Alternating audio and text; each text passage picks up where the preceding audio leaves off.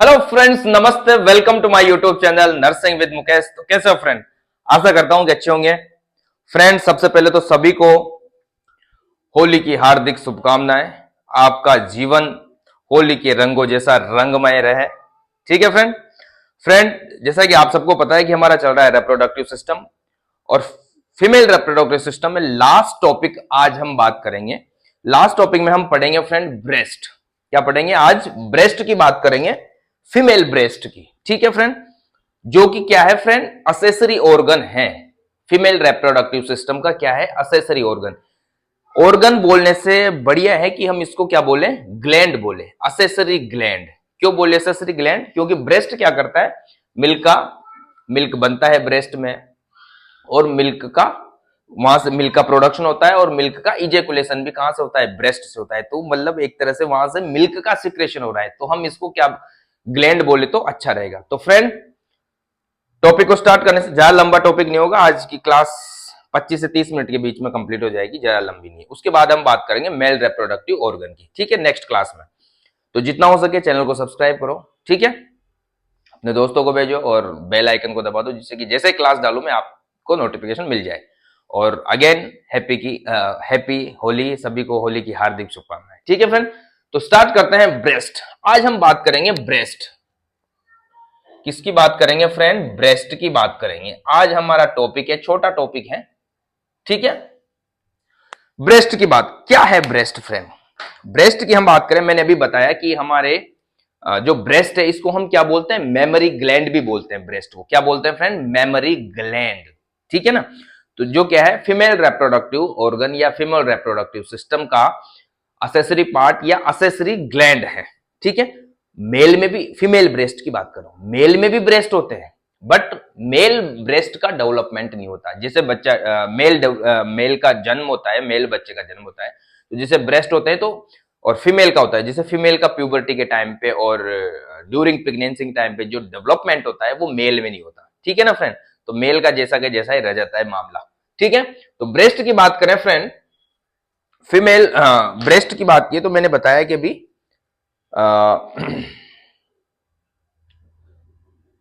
क्या है? ये एसेसरी ऑर्गन है। यहां पे स्ट्रक्चर की मैं बात करूं तो हमारा फीमेल का जो ब्रेस्ट है फ्रेंड, वो तीन स्ट्रक्चर, मेन तीन चीजें पाई जाती है, उससे मिलके बना होता है। कौन कौन सी चीजें पाई जाती है फ्रेंड?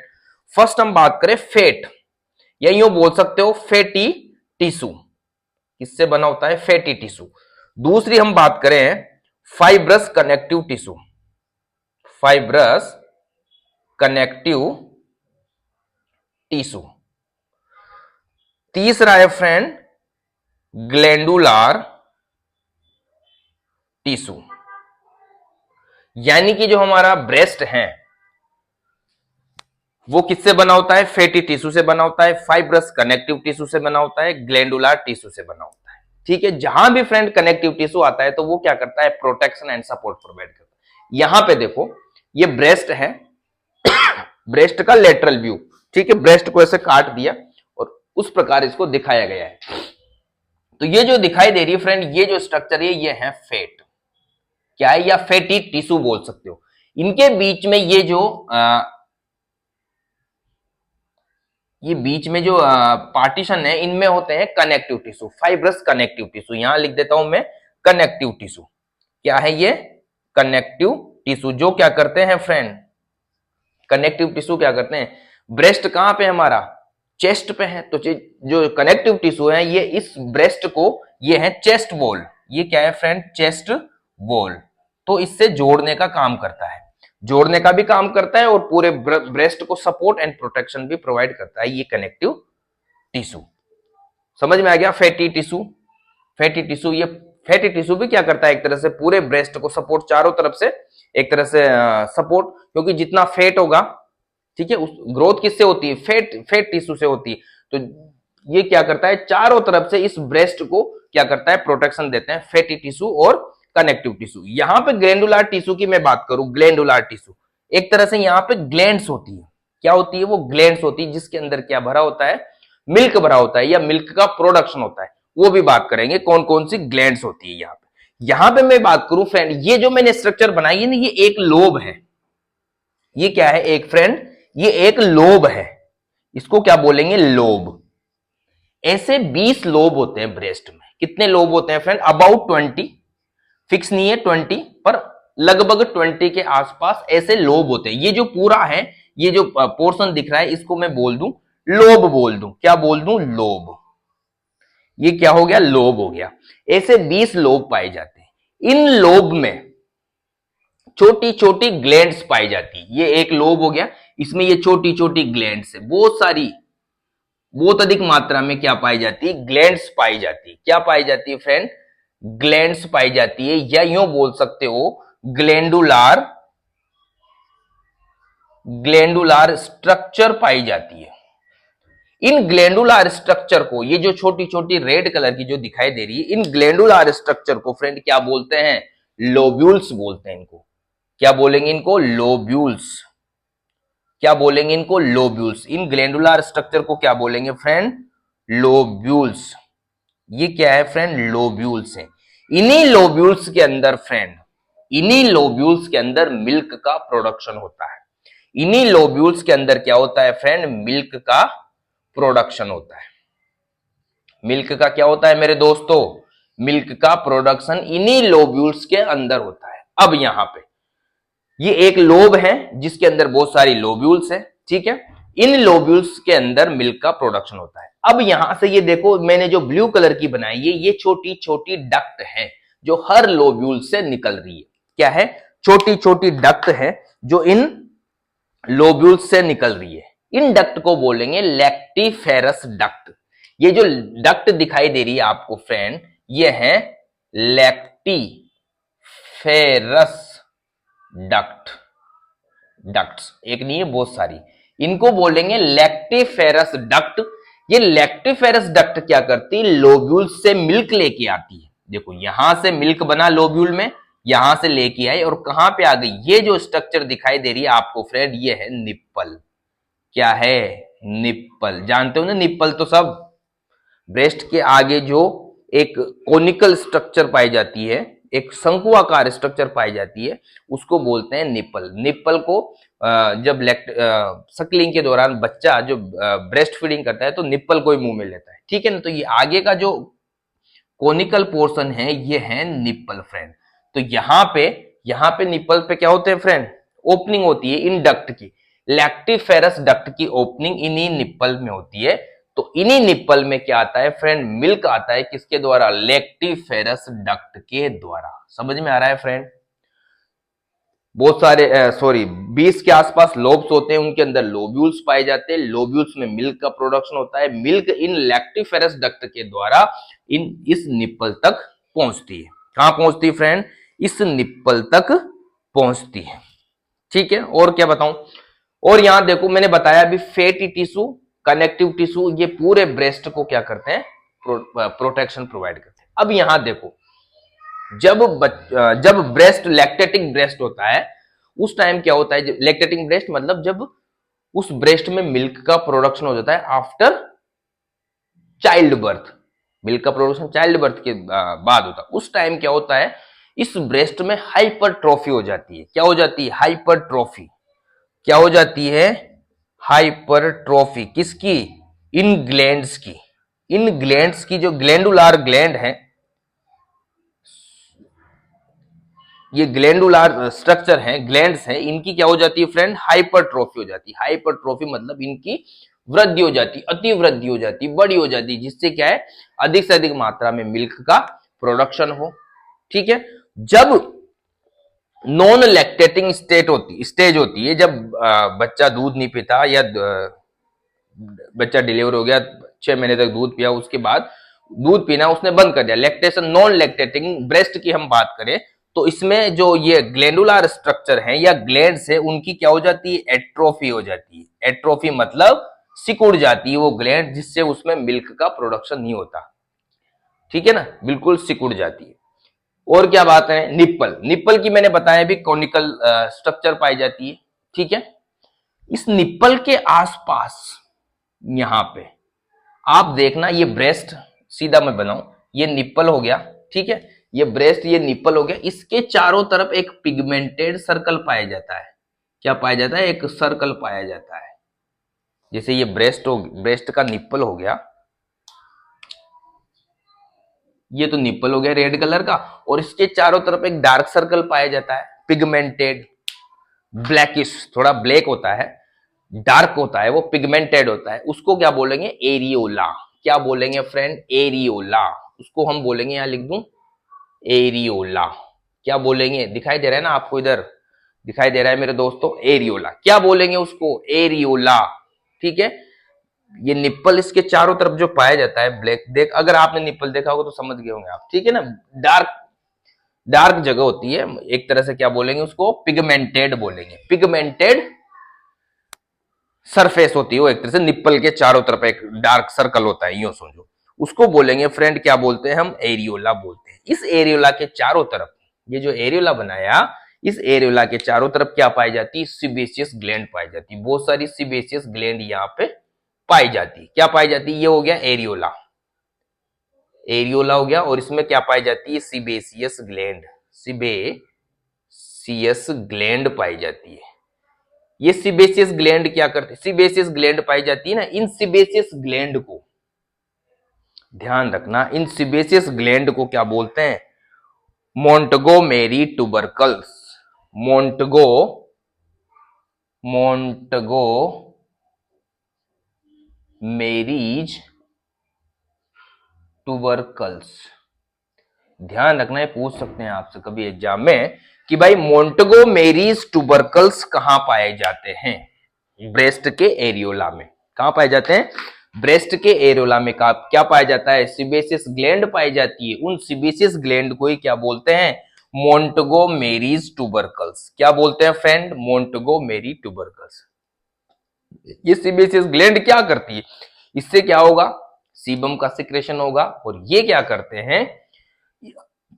निप्पल के चारों तरफ है, तो निप्पल को फ्रेंड, निप्पल को, इधर का दिखाई दे रहा है क्या आपको यार?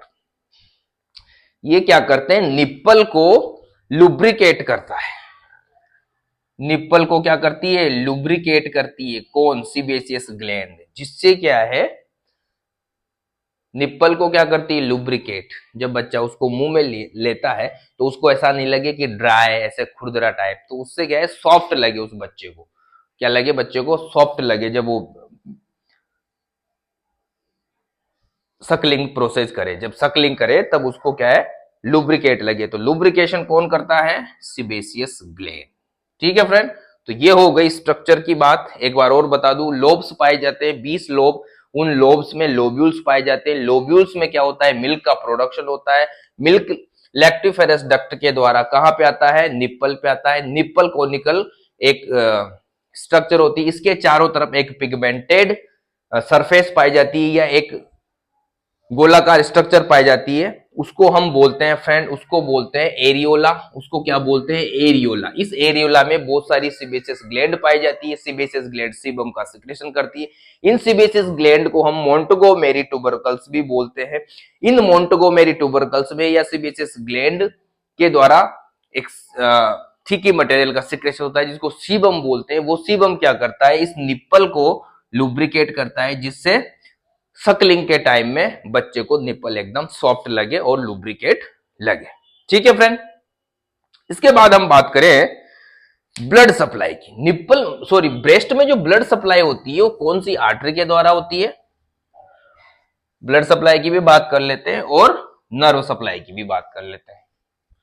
ब्लड सप्लाई की बात करें फ्रेंड, ब्लड सप्लाई की बात करें तो आर्टेरियल ब्लड सप्लाई की मैं बात करूं, आर्टेरियल ब्लड सप्लाई की मैं बात करूं तो तीन महत्वपूर्ण आर्टरीज काम करती है। आर्टेरियल ब्लड सप्लाई की मैं बात करूं तो तीन महत्वपूर्ण आर्टरी काम करती है यहां पे। एक एक्सिलरी आर्टरी, एक्सिलरी आर्टरी जानते हो ना, एक्सिलरी आर्टरीज, एक्सिला में जो ब्लड सप्लाई लेके जाती है एक्सिलरी आर्टरी। एक हो गई, एक हो गई फ्रेंड इंटरकोस्टल, इंटरकोस्टल आर्टरी, जो इंटरकोस्टल मसल में ब्लड सप्लाई करती। एक है इंटरनल, इंटरनल मेमोरी आर्टरीज। ये तीन महत्वपूर्ण आर्टरीज हैं जिनके द्वारा ब्रेस्ट में क्या होता है फ्रेंड, आर्टेरियल ब्लड सप्लाई होती है, axillary arteries, intercostal arteries and internal memory artery. Venus drainage की बात करें, वीनस ड्रेनेज की, वीनस ड्रेनेज की बात करें फ्रेंड, यहां पे वीनस ड्रेनेज में इसमें थोड़ा सा परिवर्तन होगा। यहां पे क्या होगा, यहां से बहुत सारी वेन निकलती है और ये निप्पल के आसपास, निप्पल के नीचे, निप्पल है उसके नीचे क्या करती है, ये सारी वेन खुलती है और यहां पे एक क्या बनाती है, एनास्टोमोसिस। क्या बनाती है फ्रेंड, एनास्टोमोसिस बोल दो या एनास्टोमोटिक सर्कल बनाती है। क्या बनाती है, एनास्टोमोटिक, एनास्टोमोटिक सर्कल। किसका सर्कल है फ्रेंड, एक तरह से नेटवर्क ऑफ दी वेन्स। बहुत सारी वेन्स आके यहां पे अपना ड्रेन डालती है निप्पल के पास में। फिर ये कहां पे खुलती है, ये जो एनास्टोमोटिक सर्कल है ये अपना ड्रेन किस में डालता है, एक्सिलरी, एक्सिलरी वेन में, एक्सिलरी वेन में and memory, axillary vein and memory, memory when में डालता है, मेमोरी वेन्स में डालता है। ठीक है फ्रेंड, तो यहां पे जो वीनस ड्रेनेज है, बहुत सारी वेन्स यहां से ब्रेस्ट से डीऑक्सीजनेटेड ब्लड लेके आती है और एक एनास्टोमोटिक सर्कल बनाती है। एनास्टोमोसिस, एक तरह से एनास्टोमोस भी बोलते हैं, एनास्टोमोसिस भी बोलते हैं, एक तरह से जाल बनाती है, ठीक है, वेन्स का। फिर आके ये निप्पल में खुलती है, निप्पल में खुल के ये एक्सिलरी वेन और मेमोरी वेन में अपना ड्रेन डाल देती है। ठीक है फ्रेंड, इसके बाद हम बात करें फ्रेंड नर्व सप्लाई की। नर्व सप्लाई की मैं यहां बात करूं तो यहां पे ब्रेस्ट में जो नर्व सप्लाई होती है, चौथी पांचवी थोरेसिक नर्व के द्वारा नर्व सप्लाई होती है। क्या होती है फ्रेंड, चौथी पांचवी नर्व सप्लाई की, एक बार लिख देता हूं। नर्व सप्लाई की मैं बात करूं फ्रेंड, नर्व सप्लाई की मैं बात करूं, चौथी पांचवी और छठी, चौथी पांचवी and sixth, fourth fifth and sixth thoracic, thoracic nerve के द्वारा क्या होती है, नर्व सप्लाई होती है। जो निप्पल होता है मेरे दोस्तों, ब्रेस्ट का निप्पल, उसमें क्या पाई जाती है, नर्व एंडिंग पाई जाती है। क्या पाई जाती है, nerve ending, sensory nerve ending, sensory nerve ending पाई जाती है। जब बच्चा सकलिंग करता है, सकलिंग मूवमेंट करता है या निप्पल को मुंह में लेता है, तो वहां पे जो सेंसरी नर्व होते हैं वो स्टिमुलेट हो जाते हैं और अपनी इंफॉर्मेशन कहां पहुंचाते हैं, हाइपोथैलेमस में पहुंचाते हैं। हाइपोथैलेमस में जैसे इंफॉर्मेशन जाती है, हाइपोथैलेमस किसको पहुंचाता है, पोस्टीरियर, पोस्टीरियर पिट्यूटरी ग्लैंड को, पोस्टीरियर पिट्यूटरी ग्लैंड को क्या, पोस्टीरियर पिट्यूटरी ग्लैंड को इंफॉर्मेशन पहुंचाता है या यहां से सेंसरी इंपल्स जाती है। पोस्टीरियर पिट्यूटरी ग्लैंड को कहता है कि बच्चा सकलिंग कर रहा है। किस लिए कर रहा है सकलिंग, दूध के लिए सकलिंग कर रहा है, तो दूध निकालो। जो लोब्स में, जो लोब्यूल्स में दूध पड़ा है, बन गया वहां पे, प्रोलैक्टिन ने बनाया है वहां पे। कौन से हार्मोन ने बनाया है, प्रोलैक्टिन ने। कहां से सीक्रेट होता है, एंटीरियर पिट्यूटरी ग्लैंड से। यहाँ पे पोस्टीरियर से कौन सा होगा, ऑक्सीटोसिन, ऑक्सीटोसिन। यहां पे ऑक्सीटोसिन दिखाई दे रहा है, इधर का दिखाई दे रहा है, इधर का, हाँ, यहां पे ऑक्सीटोसिन सिक्रेट हुआ और इसने क्या किया, मिल्क इजेकुलेट। ये क्या करता है, मिल्क इजेकुलेशन का काम करता है। कौन, या मिल्क को रिलीज करता है, कहां से, इस लोब्यूल्स से। इस लोब्यूल्स से कौन करता है, ऑक्सीटोसिन। तो यहाँ पे जो नर्व एंडिंग है किस प्रकार, देखो निप्पल पे नर्व एंडिंग है, सकलिंग प्रोसेस हुआ, नर्व एंडिंग स्टिमुलेट हुए, हाइपोथैलेमस में इंफॉर्मेशन गई, पोस्टीरियर पिट्यूटरी ग्लैंड में, जैसे हाइपोथैलेमस ने पोस्टीरियर पिट्यूटरी ग्लैंड से कहा कि भाई बच्चा सकलिंग कर रहा है, आप ऑक्सीटोसिन निकालो जिसकी वजह से मिल्क बाहर आए, लोब्यूल से बाहर आए निप्पल तक, फिर बच्चा उसको पिए। ठीक है ना, तो इस प्रकार इसमें नर्व सप्लाई होती है। ठीक है, अब लास्ट हम बात करें फंक्शन की, लास्ट फंक्शन की। इतना लिख दोगे ना फ्रेंड, ब्रेस्ट अगर आपसे कोई एग्जाम में पूछे कि ब्रेस्ट के बारे में एक्सप्लेन दी ब्रेस्ट, ब्रेस्ट को डिटेल में समझाइए, तो इतना लिख दो, ये डायग्राम बना दो, पूरे नंबर, कोई नहीं काटने वाला। ठीक है, फंक्शन की बात करें हम, ब्रेस्ट के फंक्शन की। फंक्शन, फंक्शन तो क्या करता है, क्या फंक्शन करता है ब्रेस्ट, मिल्क का प्रोडक्शन करता है और मिल्क को इजेकुलेट करता है। ठीक है, मेन दो ही फंक्शन है। तो कैसे करता है वो, फंक्शन तो यही है, मेल मिल्क का प्रोडक्शन करता है, मिल्क को इजेकुलेट करता है, ब्रेस्ट से होता है सारा। कैसे करता है? जब जब प्यूबर्टी से पहले फ्रेंड, फीमेल की हम बात करें, प्यूबर्टी से पहले ब्रेस्ट छोटे होते हैं, छोटे ब्रेस्ट, छोटे धीरे धीरे बढ़ते हैं। जब प्यूबर्टी आती है उस टाइम क्या होता है, प्रोजेस्टेरोन एस्ट्रोजन की वजह से, जब प्यूबर्टी आती है प्रोजेस्टेरोन एंड एस्ट्रोजन की वजह से क्या होता है, ब्रेस्ट का क्या होता है, ब्रेस्ट का क्या होता है, डेवलपमेंट। ब्रेस्ट का क्या हो गया, डेवलपमेंट एंड ग्रोथ हो गई। किसकी वजह से? प्रोजेस्टेरोन और एस्ट्रोजन की वजह से। प्यूबर्टी से पहले ब्रेस्ट छोटे होते हैं, उनकी ग्रोथ एंड डेवलपमेंट नहीं हो पाता। जब प्यूबर्टी आ जाती है तो उस टाइम प्रोजेस्टेरोन और एस्ट्रोजन की वजह से, इनके प्रभाव की वजह से ब्रेस्ट क्या हो जाता है, ब्रेस्ट का डेवलपमेंट एंड ग्रोथ हो जाती है। ठीक है, प्यूबर्टी के टाइम में। ये कब होगा? प्यूबर्टी के टाइम में। ठीक है। ड्यूरिंग प्रेगनेंसी, ड्यूरिंग प्रेगनेंसी तीन चीजें होती है, एक प्यूबर्टी के टाइम, एक during pregnancy. During pregnancy, during pregnancy के टाइम ये हार्मोन और इस ब्रेस्ट को, ब्रेस्ट की ज्यादा ग्रोथ और डेवलपमेंट कर देते हैं और ब्रेस्ट को बड़ा कर देते हैं। फैट बढ़ जाती है, वहां मैंने बताया था फैट बढ़ जाती है। और क्या होती है, और क्या होती है वहां पे, ग्लैंड्स की हाइपरट्रोफी हो जाती है, जिससे क्या है, अधिक से अधिक मिल्क वहां बन सके, यानी ओवरऑल ब्रेस्ट का शानदार डेवलपमेंट हो जाता है। ठीक है, during pregnancy. After child birth, बच्चा डिलीवर हो गया, आफ्टर चाइल्ड बर्थ, बच्चे का जन्म हो गया, अब बच्चे को दूध चाहिए। बच्चे को क्या चाहिए? दूध चाहिए। बच्चे को दूध, जैसे ही बच्चा डिलीवर होता है, हाइपोथैलेमस में इंफॉर्मेशन जाती है। हाइपोथैलेमस कहता है एंटीरियर पिट्यूटरी से, एंटीरियर पिट्यूटरी से कहता है हाइपोथैलेमस कि भाई प्रोलैक्टिन का सिक्रेशन करो, प्रोलैक्टिन का सिक्रेशन करो। एंटीरियर पिट्यूटरी ने क्या किया, प्रोलैक्टिन का सिक्रेशन कर दिया। इस प्रोलैक्टिन ने क्या किया, इन लोब्यूल्स में, लोब्यूल्स तो पहले बन चुके थे ड्यूरिंग प्रेगनेंसी, इन लोब्यूल्स में मिल्क को बनाना स्टार्ट कर दिया। मिल्क बन गया, मिल्क को बनाना स्टार्ट कर दिया। ठीक है, मिल्क बन गया यहां पे। अब क्या होगा, प्रोलैक्टिन ने क्या बना दिया, मिल्क प्रोडक्शन कर दिया। मिल्क का क्या कर दिया मेरे दोस्तों, मिल्क का प्रोडक्शन कर दिया प्रोलैक्टिन ने। ठीक है, उसके बाद अब बच्चा क्या करेगा, बच्चा क्या करेगा, Suckling movement, Suckling movement, Suckling reflex movement नहीं, निप्पल को मुंह में लेगा। जब निप्पल को मुंह में लेगा तो यहां से भी इंफॉर्मेशन मैं बताया, सेंस अभी बताया था नर्व सप्लाई में, यहां पे सेंसरी नर्व एंडिंग्स होते हैं, हाइपोथैलेमस में जाते हैं, पोस्टीरियर पिट्यूटरी ग्लैंड को कहते हैं कि भाई साहब ऑक्सीटोसिन सिक्रेट करो, ऑक्सीटोसिन सिक्रेट करो, ऑक्सीटोसिन सिक्रेट करो।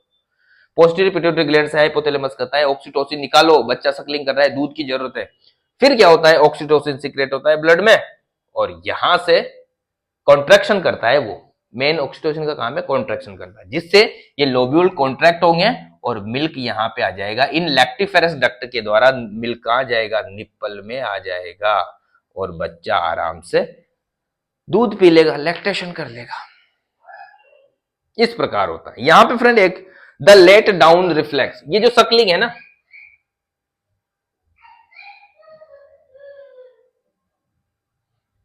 यहां ध्यान रखना, ये जो रिफ्लेक्स है, सकलिंग रिफ्लेक्स है ना, इसको द लेट डाउन रिफ्लेक्स भी कहते हैं।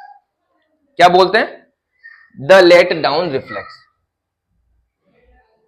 द लेट डाउन रिफ्लेक्स भी कहते हैं। ये जो सकलिंग रिफ्लेक्स है इसको द लेट डाउन रिफ्लेक्स भी कहते हैं, ध्यान रखना।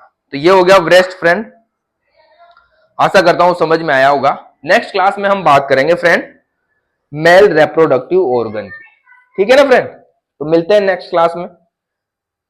हाँ, एक चीज तो भूल ही गए, पिछली क्लास में एक क्वेश्चन पूछा था मैंने फ्रेंड, पिछली क्लास में मैंने क्वेश्चन पूछा था कि जो वेजाइना है, वेजाइना, वेजाइना है उस पे कौन सा टिश्यू पाया जाता है? इनर लाइनिंग कौन सा टिश्यू बनाता है? इनर लाइनिंग कौन सा बनाता है? Simple squamous epithelium. कौन सा बनाता है? Simple squamous epithelium. वेजाइना की इनर लाइनिंग कौन सा टिश्यू बनाता है? Simple squamous epithelium. और ये सिंपल स्क्वेमस एपिथेलियम टिश्यू है, यही क्या बनाता है फ्रेंड? वेजाइना की रूगाई बनाता है। मैंने पूछा था आपसे क्या बनाता है? रूगाई। मैंने पूछा था कौन सा टिश्यू बनाता है? Simple squamous. एक आंसर तो ये हो गया, सिंपल स्क्वेमस एपिथेलियम। दूसरा क्या बनाता है? रूगाई। और रूगाई का फंक्शन पूछा था। रूगाई क्या काम करती है? जब बच्चे का जन्म होता है, बर्थ होता है, तो ये क्या करती है? वेजाइना को, कौन? रूगाई वेजाइना को क्या करते हैं? एक्सपैंड करते हैं, वेजाइना को चौड़ी करता है जब बच्चा आसान, जिसकी वजह से बच्चा आसानी से वेजाइना के थ्रू निकल जाए। तो ये क्वेश्चन था, किसी ने कमेंट करके नहीं बताया। वेजाइना है वो सिंपल, वेजाइना की जो इनर लाइनिंग है वो सिंपल स्क्वेमस एपिथेलियम से बनी होती है, और यही सिंपल स्क्वेमस एपिथेलियम रूगाई बनाते हैं। और रूगाई क्या करती है? रूगाई क्या करती है? वेजाइना को एक्सपेंड करती है ड्यूरिंग लेबर या ड्यूरिंग चाइल्ड बर्थ। ठीक है फ्रेंड, तो अगेन होली की सबको राम राम। ठीक है, मिलते हैं नेक्स्ट क्लास में, तब तक ले bye, love you, take care.